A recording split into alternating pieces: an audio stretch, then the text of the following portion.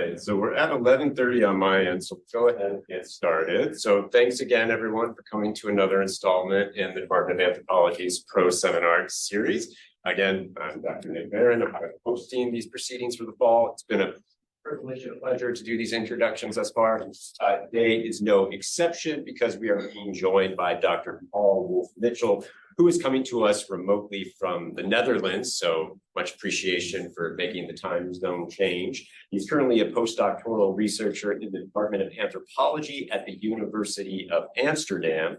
Dr. Mitchell is very much an anthropologist through and through, having completed his BA, MA, and PhD, all in anthropology and all at the University of Pennsylvania. And yet one of the things that I have appreciated so much about Dr. Mitchell's research is his close engagement with the history of science, and the history of art. His research has explored the making and unmaking of cranial race science from the mid-18th to the mid-19th centuries, and this work has garnered honors and awards from numerous institutions, leading to fellowships from the Wenner-Gren Foundation and the Mellon Foundation, just to name a few. Moreover, this research has led to various publications, including a wonderful bit of clarifying history in the form of an article titled "The Fault in His Seeds: Lost Notes to the Case of Bias in Samuel George Cohen's Cranial Race Science," published in 2018. Another feature of Dr. Mitchell's work that I have admired is his emphasis on public-facing writings and reports. In 2021, he curated a special focus section for the History of Anthropology review titled "The Morton Collection and Legacies of Scientific Racism in Museums." That section materialized amidst reports that the Penn Museum, home to the Morton Collection, was not only in possession of the remains of victims of the 1985 moon bombing in West Philadelphia, but that these remains had been used in online forensic anthropology courses as a teaching tool. This all coincided with Dr. Mitchell's 2021 report, "Black Philadelphians in the Samuel G. Morton Cranial Collection," which traces the ways in which the Morton Collection and the Penn Museum were quite literally built on the foundations of the 18th century almshouse movement that supplied the growing city of medicine with the bodies of Philadelphia's poor and marginalized residents. Such civic-minded work is something of a realization of an often underappreciated dimension of our discipline's past. As much as the early 20th century was a period of professionalization and institutionalization, it was also a period of public outreach, with noted figures such as Boaz, Margaret Mead taking to the op-eds and columns of daily newspapers and popular magazines in an effort to inject a bit of critical insight into public discourse. While I see Dr. Mitchell's work in a more tempered, perhaps less overtly moralistic mode than some of those disciplinary ancestors, it's another example of how anthropology can be put to work in the world. So with that, today's talk is titled "The Politics of Disarticulation, Strategic Depersonalization, the Traffic in Human Remains, and the Afterlives of Colonial Science and Museum Collections." So please join me in welcoming Dr. Paul Mitchell. Thank you so much, Nick, Dr. Barron, and thank you so much for everybody who's come today. I can't see you, but I hope that we'll be able to have an exchange at the end of this. Thank you for accommodating me in my sort of dimly lit space here just outside of Amsterdam. About 9 hours ahead of you, but I still think relatively alert and able, hopefully, to talk about some things that I think are very interesting and very much of the moment as regards discourses around human remains that have, I think, become unavoidable for those of us working in museums or museum anthropology, or really any aspect of the field of anthropology. And with that, I want to say as a prefatory note with regard to this presentation that I will be discussing histories of scientific racism, of colonial science, and that this may be troubling, this may be upsetting. I don't show explicit and clear images of human remains. There will be a few instances in which I'll show some blurred images. We can talk about why we might show anything at all, or why we might show blurred images. But what I really want to talk about today is really about archives and about publications. And I'll be actually showing a lot of images of text, primarily from the 18th and 19th century. And I beg your indulgence here for showing some of those. I'll give translations in a number of instances because a lot of this is in Latin or in German as it happens, but in some cases I won't, and I'll talk about it when I don't.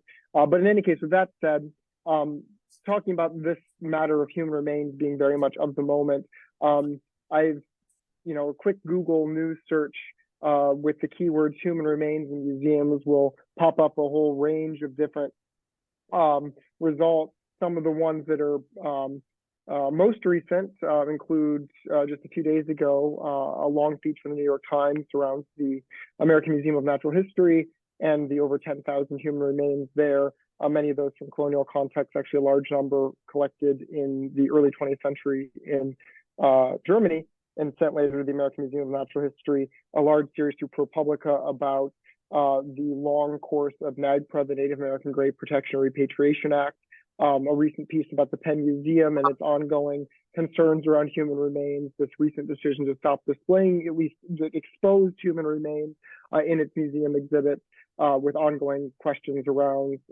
both the Morton collection and other concerns about human remains at the Penn Museum, as well as other museums like the oldest still open medical history museum in the United States at the Mutter Museum in Philadelphia at the College of Physicians. So a whole range of issues around human remains very much are in the public sphere. And I think what I really want to focus on today is a discussion of the discourse around repatriation and how we think about questions of identity, namely whose remains are we talking about, whose ancestors are in collections, how we identify them, and then how what we know and don't know impacts how we talk about ethical futures for human remains collections and museums. So the question that I'll pose here actually relates to one of the earlier repatriations, international repatriations that happened not in the last few years, as has been very much in the news, discussions around repatriations, for example, from Germany to Namibia, or from France to Algeria. But this is a repatriation of the remains of Sarah Baartman from Paris to South Africa in 2002. And one of the simple questions that arises when you take a look at catalogs and of records of a whole variety of, especially European anatomical collections is that this craze to collect racialized human remains, bones in particular, in the 18th and the 19th centuries, extending into the 20th, as regards the Khoisan people of the southern part of Africa, for example, there were at least scores, perhaps more, of their remains collected in museums across Europe and Vienna and Paris, also in various places, as we know now, in the Netherlands. You can see publications that reference this as recently as about a decade ago. But why was it that Sarah Baartman's remains were returned in 2002? And there are yet many other remains of other Khoisan people across these European institutions that are still there. And I think that to, in some ways, state my thesis, I think the fact that Sarah Baartman has a name and a story attached to her remains is a crucial factor in why her remains were returned and other remains with the same descendant community have not been returned. And I want to ask the question of why is it that some remains, as it were, have names and others don't? And one of the theses I'll be developing is that it's not an accident in many cases that these remains, at least in some instances, do not have names. And I think that that plays a major role in our ethical considerations about these collections. So the broad scope is this: there are hundreds of thousands of human remains, many of them from colonial contexts and anatomical and anthropological collections worldwide. I really think the distinction between anatomical and anthropological in the 19th century and before, really up until the early 20th century, makes no difference. All these people we think as the architects of biological anthropology in the 19th century and before, Petrus Kamper, Johann Friedrich Blumenbach, Samuel George Morton, Anders Retzius. We could name many more names moving forward. All these people were trained as medical doctors, and they were very much squarely within medicine, is specifically specialized in anatomy. And there's really no sense in differentiating medicine and anthropology, biological anthropology, what we now sort of subdivide in the 19th century. So in any case, these anatomical collections were very much understood in the 19th century as being anthropological, and they were often used in that way and explicitly ethnographic, anthropological, or racial scientific toward these ends through into the 20th and 21st century. And you know, many of these collections are in Western Europe and in the United States, but not exclusively. So one of the clear upshots of the last few years is the increasing attention to these decolonial imperatives. the materialization of decolonization in relation to human remains collections in museums is a disclosure of the collection contents. Then this is, produced through provenance research, finding out where these remains are from, and then empowering descendant communities regarding the fates of their ancestors and collections. And in many cases, and sort of paradigmatically, leading to repatriation or the return of these remains to descendant communities. Well, finding ancestors of these descendant communities in collections means critically tracing histories of what I'm calling histories of disarticulation, whereby bodies are made into specimens, not only through the labor of dissection and preparation and so on, but also the disjointing of bodies from their identities during life. Rearticulating these connections, sort of reversing this process of disarticulation that's occurred through the process of collecting and specimenization and objectification. Rearticulating these connections lost to the process of anatomization with provenance research is, as anybody who's done this work can say, not always possible. It's often quite frustrating. So articulating connections, when we are able to do so, may alter the effective and ethical status of collections. This is one of the things that I think might come from our consideration of the case of Sarah Bartman, that remains with a name are those that are given a certain kind of regard as persons, perhaps more readily or effectively than remains that are anonymous, right, or are only given a group label. So treatment of remains without history, of unknown provenance, that's often in practice different than for remains that have names and histories or identities attached to them. So one of the questions that's going to be sort of leading through the next few minutes is, or 20 or 25 minutes, is going to be really the question of why is it that some remains have names associated with them and others don't? Well, just to say, and this is, of course, this is an example, an anatomical catalog from the middle of the 19th century from the University of Pennsylvania, from the medical school there, which included a set of racialized remains, as well as a subsection of the anatomical catalog, or the list of remains in the medical school's museum. And this was common practice in the 19th century. The 19th century is a period when anatomy is really the center of medical education, as well as when racialization is a pervasive feature in how human bodies and human anatomy is understood. This is really the core of anthropology in many ways, biological anthropology in this period. And medical schools would keep museums of human remains in part because dissection was only possible in some times during the year, usually only during the colder months. Bodies would rot too quickly in the summer. And so having medical museums was a way to allow for anatomical training throughout the year, but to also then through a whole array of different kinds of preparations and different examples of anatomy, teach specialized topics that may not be readily accessible with whatever bodies were possible to procure for the season's dissection. So one of the things that you see very commonly through medical schools in the 19th century especially is subsections of anthropological, racial, or ethnographic skulls, all described with these labels, that would be racialized remains. And one of the things you can see very clearly here from the University of Pennsylvania's medical school at the Wistar, it's now called the Wistar Institute, then it was named Wistar for one of the founding members of the medical school at Penn. This collection of remains was the collection of the medical school. And you can see here that the racialized remains are often given names, whereas remains that are not specified or marked by race are just marked often by age or by other categories like sex or gender, but they're not marked with names or identifying features. We have these stories that are attaching to the remains that are racialized. Well, why is that, right? Well, this is one of the questions I want you to keep in the back of your mind. Now, one of the things to note is that there's a very long history, of course, of collecting remains for anatomy, in the context of medical training. This goes at least to the Thalius, the middle of the 16th century and really before.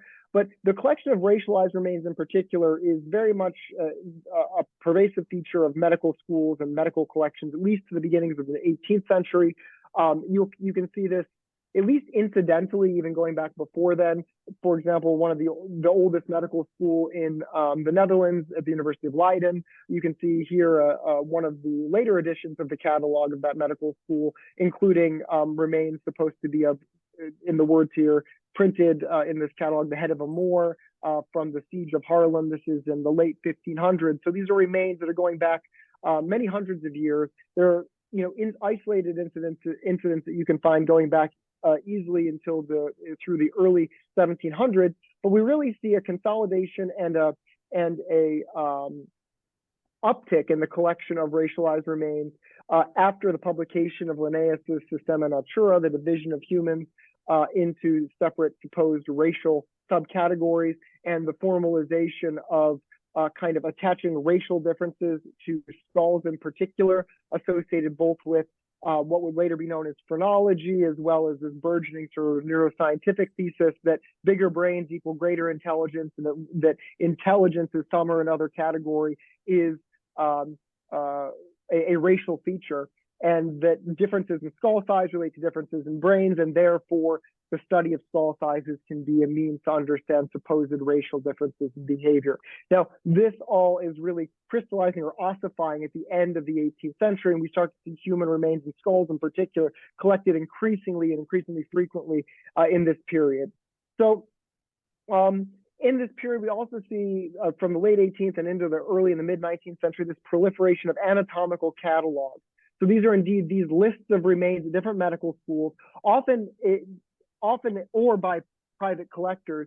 And these were often printed and published and circulated to demonstrate what the collector or the medical school had. These are just a number of examples, some ones that I've happened to study or are relevant to my own research. But there are pretty much any medical school prior to about the later 19th century, you will find an anatomical catalog published, and the contents of that catalog are varied. But one of the things that's really interesting, and we'll look at some examples, but one of the things that's really important to note in this period, with both the racialization of anatomy and the sort of centrality of anatomy to medicine, is that the bodies that are coming into dissection halls and coming into medical schools, in many contexts, there are explicit laws that are making this possible. I happen to have here some from part of the German state of Hesse, which will actually be a little bit relevant later in the talk.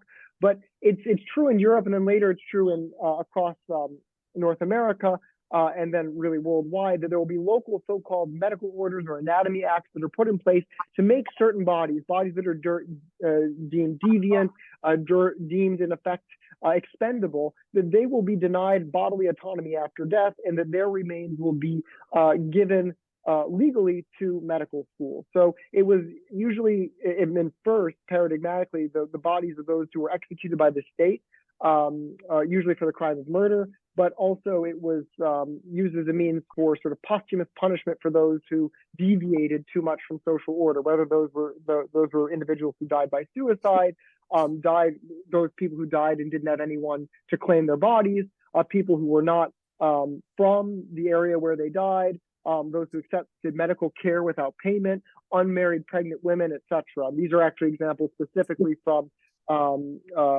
Central Europe, talking about actually the area where Johann Friedrich Blumenbach, one of the sort of architects of physical anthropology, collected skulls. But this sort of structure exists to allow the a legal framework, discriminatory certainly, but at least an explicitly legal framework where there was a sanctioned means for bodies to come into anatomical collections. And I think that's important, that there was at the time a sanctioned means. One of the crucial things to note is that just because there were sanctioned means, it doesn't mean those were the means that were always used. And here's the example I want to give. In the German state of Hesse, what is really sort of central Western Germany, in the 1780s, there's probably the largest group a very large group of Black Americans. At least a few hundred Black Americans were living in the German state of Hesse in the late 1780s.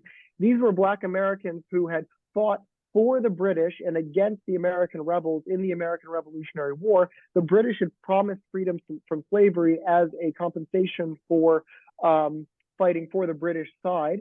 And a number of Black Americans decided to answer those so-called liberty proclamations. And in so doing, when the British did lose the war ultimately at the end, they decided in many cases to leave the United States, rightly recognizing that if enslavement were their fate prior to the war, fighting for the British during the course of the war didn't perhaps endear them to the American rebels afterwards, and then enslavement seemed a likely fate after the war as well. So a number of them actually decided to emigrate to a number of places across the Caribbean, actually to Britain, but a number actually who were fighting alongside Hessian mercenaries, fighting for the British, in the American Revolutionary War, they returned to Hesse, or they went to Hesse with these Hessian mercenaries after the war ended. And there was a group of a few hundred Black Americans living in Hesse. And one of the archival traces of this is in the list of the Landgrave, or basically the Duke or the Prince, as it were, effectively, of the German state of Hesse in the 1780s. He had an official list of the soldiers in his guard. And you can actually see instances where there are individuals named, for example, Royal George or Adrian, born in Savannah, a guy named Carl, born in Carlstown or Charleston, people born in Peters in West India, Virginia in America, born in Philadelphia in America, et cetera, et cetera. This is actually described in a number of different texts, a very good one being, there's an edited volume called Germany and the Black Diaspora, written about a decade ago, includes a number of important chapters on this particular group of folks of Black Americans living in Germany. And one of the things that we know is that the anatomist there, a man by the name of Samuel Thomas von Sömering, one of the first actually to write explicitly about the racialization of skulls alongside Johann Friedrich Blumenbach, talks explicitly about taking remains of these Black Americans, and specifically here writing in a letter to Petrus Kamper, one of his mentors, and another sort of architect of physical anthropology, the so-called facial angle having been developed by Kamper in the 1770s. Sömering writes to Kamper talking about grave robbing. And one of the things that's crucial here is that although I actually just showed you in a prior slide the medical orders that define the legal means whereby bodies could be taken from Hesse into the dissection hall of the university where Sömering was a professor and professor of anatomy, Sömering nonetheless would write in letters to his mentor Kamper about grave robbing. And actually, if you read the correspondence of anatomists through this period, you see this all the time. They are grave robbing very frequently, but they will not, of course, publish this. They will, however, write about it in private correspondence. So we can see that there is both the collection of bodies beyond legal means and within legal means occurring in this period, right?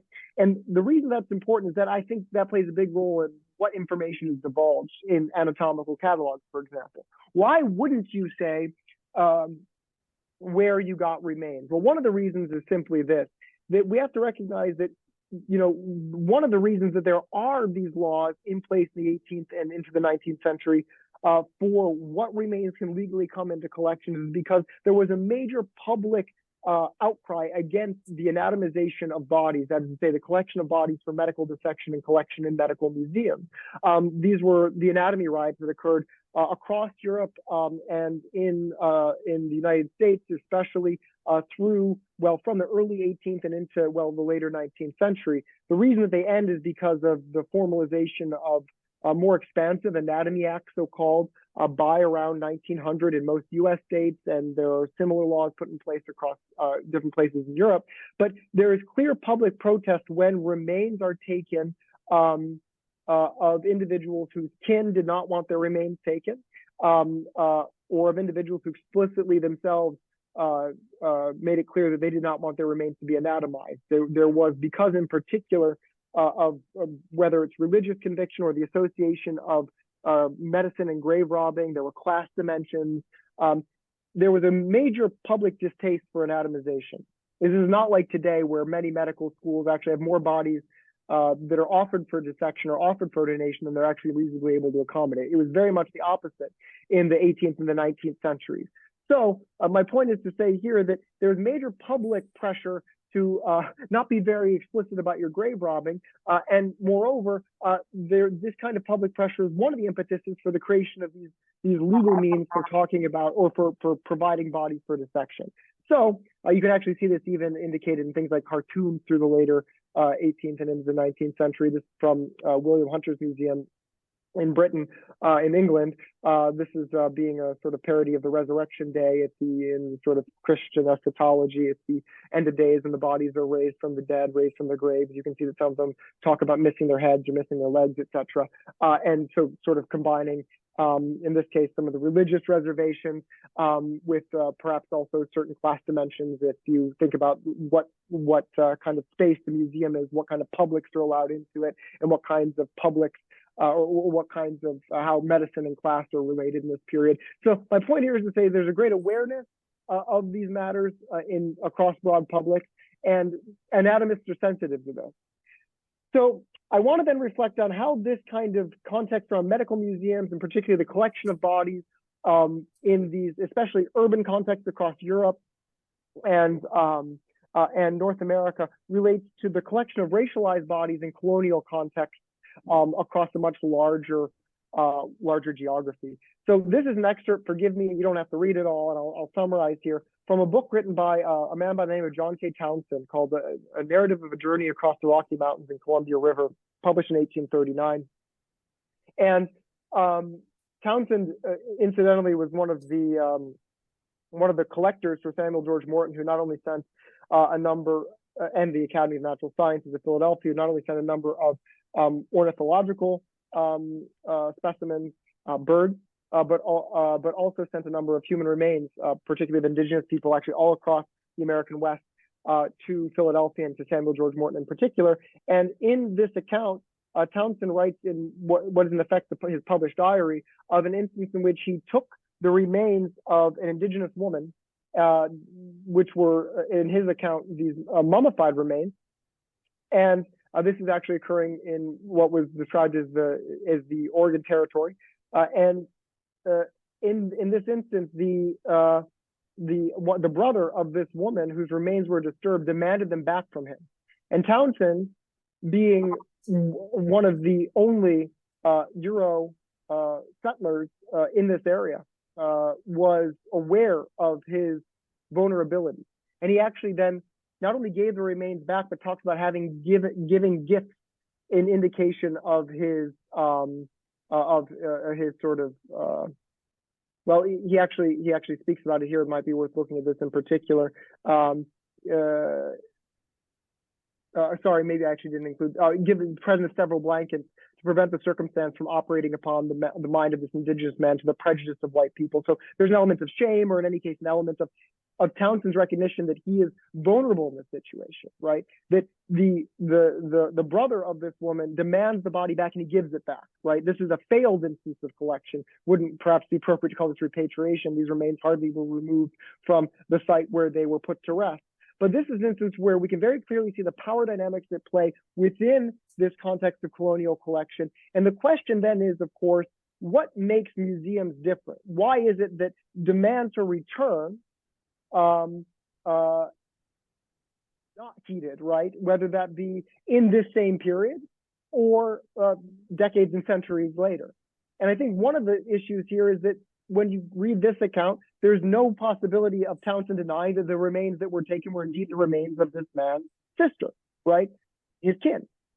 But one of the ways in which anatomists are able to effectively stunt, or I should say, push back against this public distaste, whether it's coming from the urban poor in Philadelphia and New York and in Edinburgh, or it's coming from indigenous people whose bodies are robbed whose the bodies of their kin are being robbed from their graves. One of the ways to prevent protest against anatomization and anatomical collecting is to, in effect, anonymize these remains.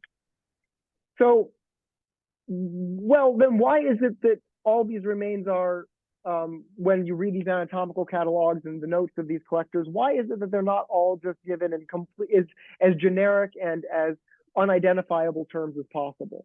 Well, there are a number of reasons. And one of them is, of course, in this period, there's a great deal of pressure to prove that you really have remains that you say you do. The trade and the traffic of racialized remains was invested in collecting exemplars of racial difference from across the globe, and in particular in getting what were supposed to be rare skulls or bones. And in order to demonstrate that you really had what you claim that you have, collectors would go to great lengths to describe exactly who sent the remains and from where and at what time. And among other reasons, to demonstrate the authenticity of the remains that were supposed to be collected, anatomists would also try to acknowledge their colleagues who sent them their remains in these sort of scholarly networks to accumulate sort of this exchange of cultural capital and this moral or immoral economy of trading remains. But there was also an interest in recording details of the individual whose remains may have been collected, if there's anything known about how they behaved during life, because this might be a means to associate anatomy and behavior and so on. And you see really by the 19th century, a major investment in giving a lot of detail. That is something that really accrues. And so by the 19th century, you see a lot of detail. In the 18th century, it's often a bit sparser, but really by around 1800, there is a great deal of interest in providing a lot of detail, but about the remains that are collected in these catalogs, even to the point, for example, Blumenbach will say, yes, I dissected a number of these remains myself, writing in his major series of publications on skulls, the Decus Craniorum. Talking here about remains of actually Black Americans from Kassel, nearby to Göttingen, where Blumenbach was situated. He talks about remains having been sent to him from Kassel, and of recently deceased people. He dissects them himself to prove they are, in fact, truly what he's claiming they are, of Black people. Well, one of the, with all this in mind, I got really curious about the general matter of who gets named in not just anatomical catalogs, but anatomical and medical texts in this period. So I looked at some of the texts of Samuel George Morton. This is actually a book that he wrote about pulmonary consumption in 1834. And he gives a number of cases, sometimes with just initials. And based on the information that he gives in these this sort of published series of case studies about consumption or tuberculosis, you can actually see records of the Philadelphia almshouse where Morton was an attending physician. You can actually find the names of these individuals. So RL, with the birth date and the death dates that Morton described, is recoverable as the name of Rebecca Little, right, in this almshouse catalog. You can see other instances of this throughout some of Morton's medical writing. And one of the things that really made me curious is when you look at Morton in Philadelphia in the period about 1830 to 1850s collecting skulls for racial science, when you look at his catalogs of racialized remains, sometimes he gives a lot of detail. He gives detail like if it's a person who's executed and whose remains were explicitly legally sanctioned for collection, he will say the name of the person, skull of James Moran, an Englishman who was executed at Philadelphia for piracy and murder, 1837. And in other cases, there's only a racial label given and no further information. But one of the things I was able to find a few years ago that was very relevant for my research was the annotated copy of Morton's catalog. And what's really interesting here is that what you see here is the printed version of Morton's catalog with the printed text, and then the cursive writing to the side is the Morton's own individual handwritten notes. And these annotations are really, really revealing because these indicate what Morton knew about these skulls, but what he himself did not publish about them. So just to focus on one case, what you see printed in the original edition of the catalog is in Morton's typing, Anglo-American female, died insane. He actually scratches that out himself, and then his initials as the collector. When you look at the adjacent page in the handwritten note, number 14, annotation, skull of the celebrated Mrs. Fortescue, who was in succession seduced, thrown upon the town, and abandoned. She became melancholy, entered the almshouse, and died insane in 1 year in one of the Selsbeth institution in the 30th year of her age. She was of a respectable family and had been remarkably beautiful in the year, it was the year 1830. You'll actually see the later editions of the catalog fail to include this other information, right? He slightly edits the entry in the final edition of this catalog, which appeared in 1849. But the point is that all this information that was in the notes about this woman being of a respectable family, right, and the details of her death, that is not included. Also notably, Morton refrains from including his own initials as the collector in the later edition of his catalog. Why is this little detail important? Well, indeed, you can go find, if you look at the almshouse register in the City Archives of Philadelphia, you can find Sarah Ann Fortescue's information, just as Morton had written about her, that she was indeed there. That there's no reason to believe that Morton was making up what he had put in his annotation. And there's every reason to believe that the number 14 described in his catalog is indeed this individual, Sarah Ann Fortescue, whose name was only given in the notes that Morton kept private rather than publishing, where there were other instances like the one I showed you here and a number of others where he would give a lot of information about the individual who had died. So why does he not give some information about, in this case, Sarah Ann Fortescue, but he does give the name of James Moran, or of Aboriginal Australian people, or of Indigenous people within Liberia, whose remains are collected by the American Colonization Society around 1840? Well, I think this is really at the crux of the issue for us. So you'll see another comparison here that of sort of comparative anatomical anonymity that I think makes the point very clear. A case of interest to me and what I'm following up here in the Netherlands, actually the largest skull according to Morton's measurements in his collection, a Dutchman of a noble family born in Utrecht and for several years a captain in the army at Batavia in the island of Java, where he died under 30 years of age. He was handsome, not deficient in talent, and of an amiable disposition, devoted to conviviality and dissipation, which finally destroyed him. Dr. Dornick, a Dutch physician, anthropologist, and phrenologist, late of Batavia, from whom I obtained this cranium, gave me the above facts and personal knowledge. And if you read the note that Dornick sends to Morton, he writes explicitly that Dornick knew this individual personally. But Dornick does not give the name to Morton, and Morton himself can not give this individual, this Dutchman born of a noble family in Utrecht, he doesn't give his name, right? The name is not given. The name of this noble person is not given, but the name of this man from Mexico is freely given. You'll read here this entry on the right, the skull of Vicente Rivas. You can read the rest of Morton's rather gross description here. And the point is just this: some people are getting named and others aren't. And what seems to be the crucial factor here?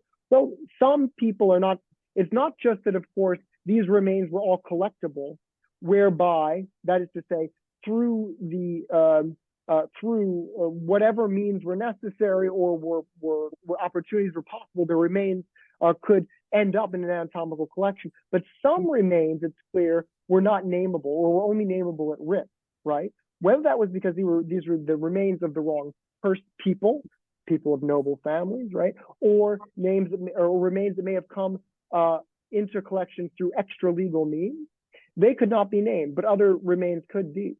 Well, and I think we'll see often remains from colonial contexts are more readily named than others, which has some really interest, and that is to say, also remains of colonial subjects or of non-white persons. Those remains are often given names much more readily than remains that would have, had they been named, may have caused reputational or potentially legal consequences for anatomists, reputationally or legally, particularly in relation to matters concerning anatomy riots, right? So one final case I'll give you, and then I will close up with a few reflections, right?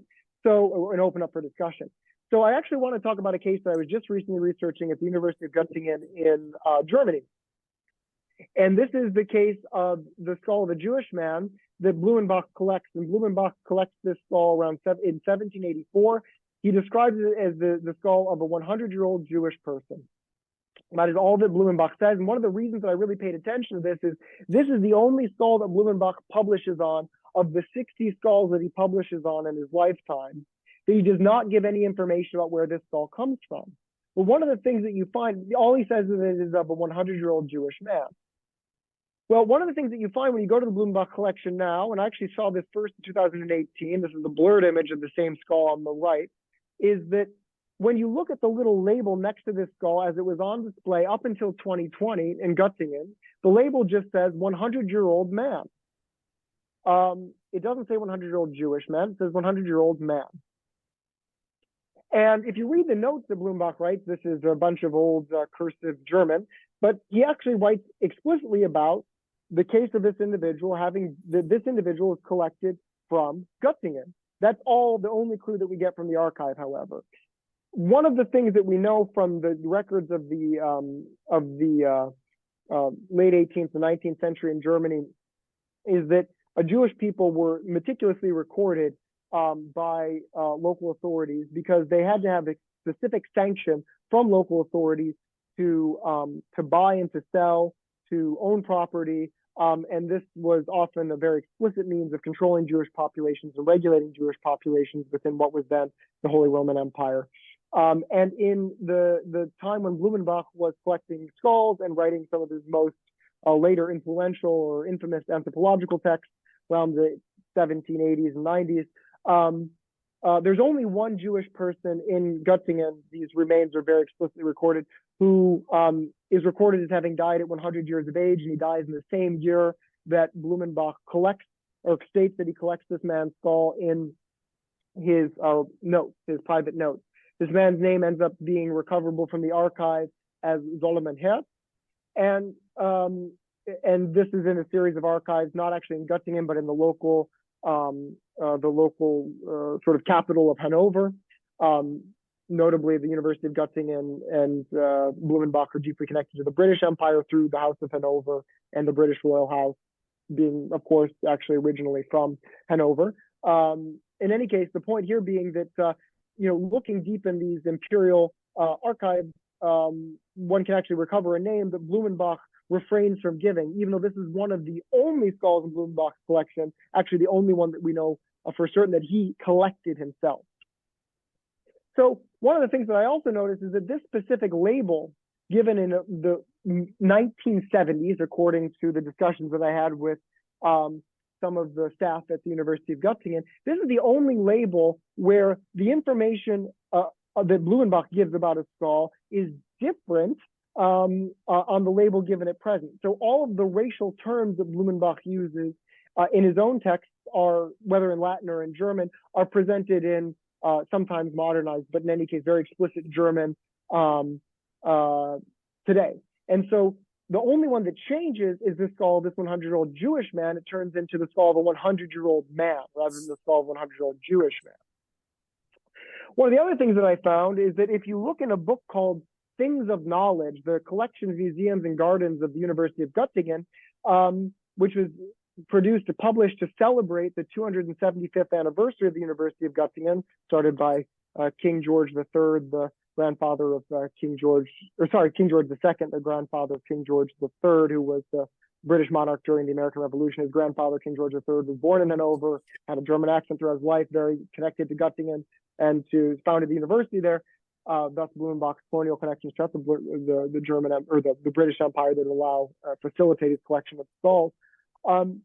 This book, published in 2012, includes a section that is of photographs of the depot rooms or the collection rooms of the university, and includes images of the Blumenbach skull collection, including an image that, when you look at it, includes just two skulls. And one of those skulls is the skull of Solomon Herz. If you look at the skull, the published image here, the image of the skull that's actually available in an internal database at the University of Göttingen through the Blumenbach Online project, you can match this skull with the skull of Solomon Herz in the database, and then you can find this is, at least as Blumenbach records it, the skull of a 100-year-old Jewish man, turned in its display in the museum to just, or in, I should say, the Anatomical Institute at the University of Göttingen, to just the skull of a 100-year-old man. And there's no indication in this text that the photographer here knew anything about the origins of this skull. All I know is that the label next to this skull during the period when this photograph was taken simply stated 100-year-old man. I surmise that given the context of Germany that we don't need to expound upon here, had this label stated 100-year-old Jewish man, probably the skull would not have been on display, and probably the skull would not have been photographed as being iconic of the University of Göttingen's historical, anatomical, and anthropological collection. So what we see here in this trajectory, very much embodied in the case of Solomon Herz, is remains that have been strategically depersonalized, have been disarticulated from their names and their identity, in this case for the purpose of facilitating the display of remains, in the case of the later 20th century, putting these remains in the Anatomical Institute in Göttingen, or in the case of Blumenbach, perhaps preventing any kind of suspicion or reputational harm, or perhaps even protest or legal consequences for acquiring remains through what would be extra legal means, by not giving the name of this individual, by turning him from Solomon Herz into a 100-year-old Jewish man. Blumenbach disarticulated these remains to some degree from their name, from their identity, from their history. And then further into the 20th century, these remains that have persisted at the University of Göttingen into the present, they have been turned into not just a 100-year-old Jewish man, but into a 100-year-old man, that ultimately led then to the publication of a photograph of this individual's remains, Solomon Herz's remains, in a book that I surmise, and having had discussions with others at the University of Göttingen, they also surmised would not have been published were the articulation of this name and identity and these remains made clear. So with this in mind, I think that when we look at what we know and what we don't know about anatomical collections, we think about how we can connect remains to descendant communities, how we can find kin and descendants, we have to recognize a few things. One, there are intentional absences in the records that we have. Anatomical collectors sometimes withheld information about the identity or history of the people whose remains they amassed. So there were only strategic instances of disclosure. Collectors sometimes strategically published or didn't publish information about the remains they amassed, and there were very calculated reasons for why they did this.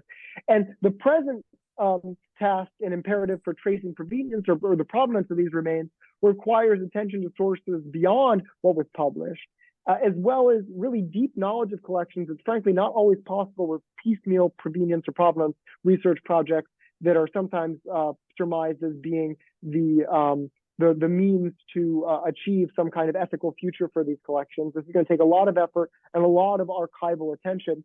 And I think another point I would make is this, is that we have to recognize that in so many cases, what we don't know is not an instance of apathy or ignorance, but rather the lacunae, the absences in the archives of racial science and scientific racism, and in their embodiments in anthropological and anatomical collections and museums.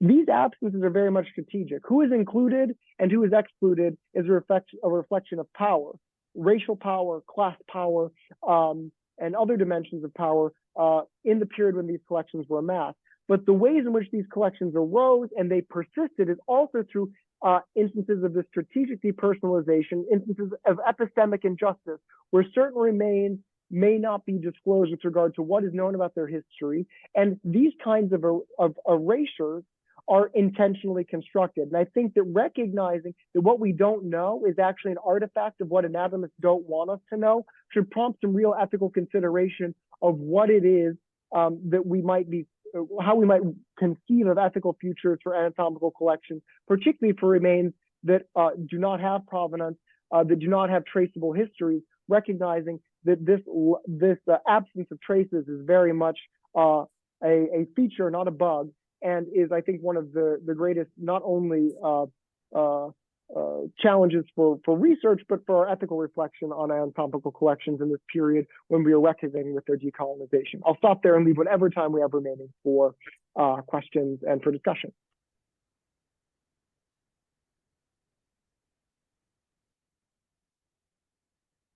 Thank you very much, Dr. Mitchell. Hopefully you could hear all the clapping and whatnot. Much appreciated. Plenty to ruminate on. Thank you so much again for sharing your time with us. We do have time, a little over 10 minutes. So if folks have questions, please feel free.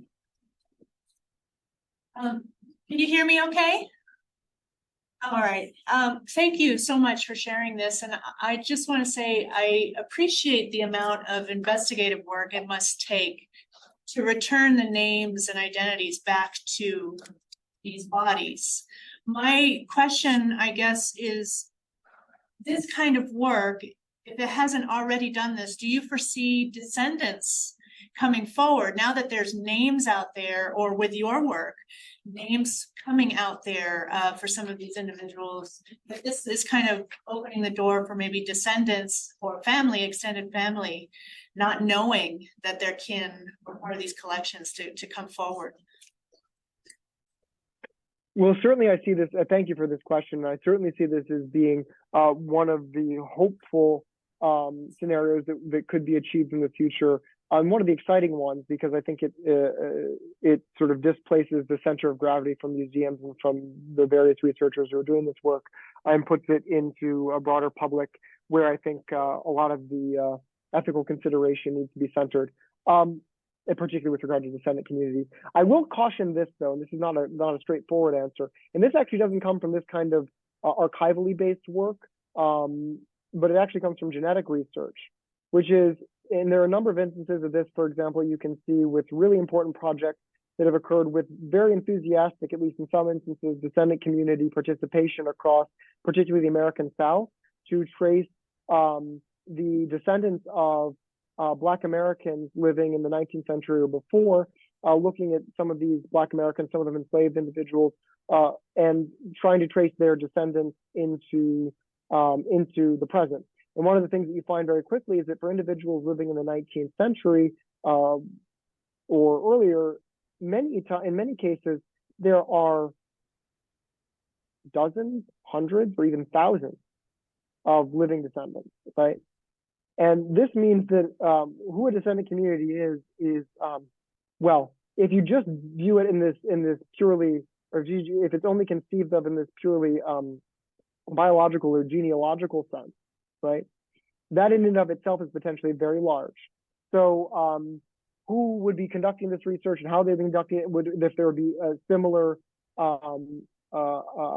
perspectives and claims about what should be done with these remains and how this research should proceed, that may not be actually a reasonable supposition. However, also, I think it's also important to remember that descendant communities are not merely conceived of in the genetic or biological or explicitly genealogical terms. It's also about identity, and there are lots of categories of identity whereby remains were collected. Just thinking of Jewishness is one example that is by no means reducible to merely the biological or merely the genetic or merely the genealogical in a strict sense, right? There are matters of identity where these may not be descendants in any of these more in these sort of biological modes of kinship, but they may be descendants in or kin in other modes of relationship. And I think that thinking about who descendants are and who's doing this work in relation to that is really important. I will be very explicit. I focus on the remains of a Jewish person from Göttingen because that is a part of my own ancestry and identity. It's not, there are other instances that I could talk about here that would be relevant, but I feel are perhaps maybe not for me to expound upon in the same depth. So I think that that is going to be a major question going forward, but I do not think it will be simple because I think one of the, and this is how I'll say it most distinctly, I think one of the most alluring but very much dangerous thoughts that we can have is there is a singular descendant community and that they have a singular voice. I think that we need to be opening up this conversation and sort of being in the messiness of it. I focus on the history primarily, so I'm not going to make normative claims about who should or shouldn't be a part of what the broad construal of a descendant community should be with regard to having this discussion. What I will say is that up until pretty recently, almost all of the power for making decisions about what happens to these remains, except as it's been explicitly outlined in certain laws like NAGPRA in the United States, all that power has been invested in museums and in a few professionals, or a few academic professionalizations, biological anthropologists in particular, sometimes geneticists, etc. And if not them, then in museum administrators. I think that the discussion about what happens here needs to go well beyond those communities and whoever the descendant community is in any instance. It's not going to be a neatly delimited group. It might be a very large group, but I think that we need to see more work coming from them and more inclusion and empowerment of those communities, moving the conversation away from museum walls and from just historians and anthropologists in particular.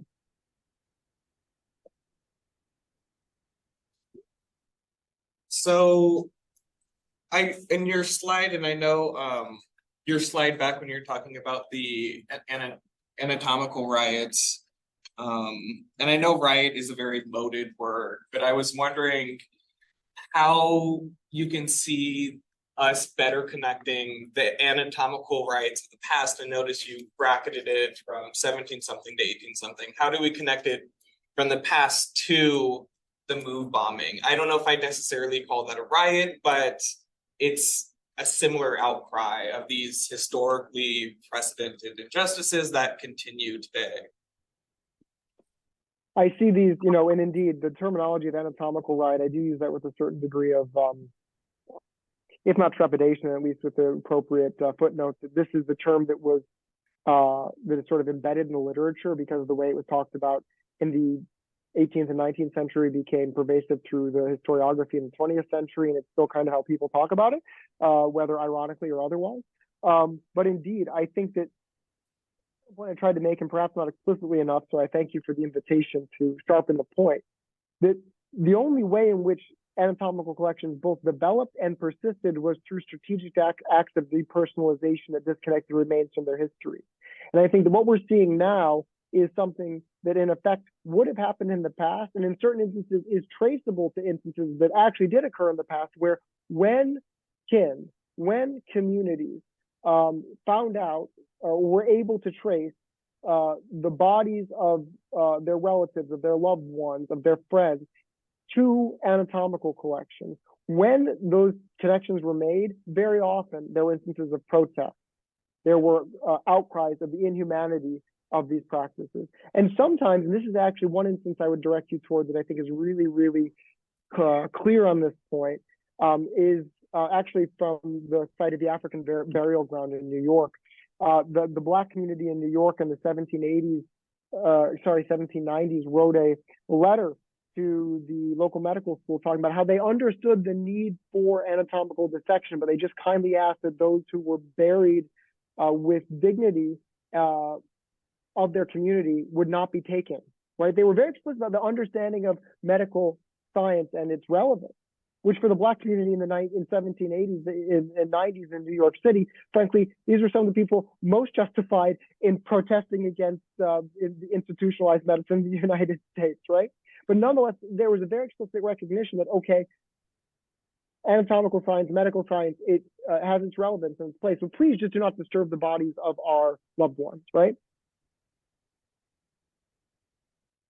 The fact is, of course, that their bodies were often grave robbed. But nonetheless, the point is that when the communities were always, throughout history, sort of aware of this, and when the connection between the bodies of their loved ones and anatomical collections was explicit, there were often consequences.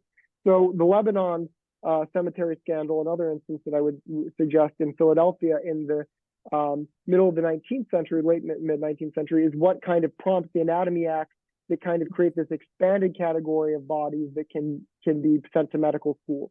The Lebanon cemetery scandal, in brief, is an instance where one of the largest Black cemeteries in Philadelphia was systematically raided by grave robbers at Jefferson Medical School, as well as at Penn and a number of other medical schools across Philadelphia, systematically raided for probably the better part of a decade till the cemetery was almost empty.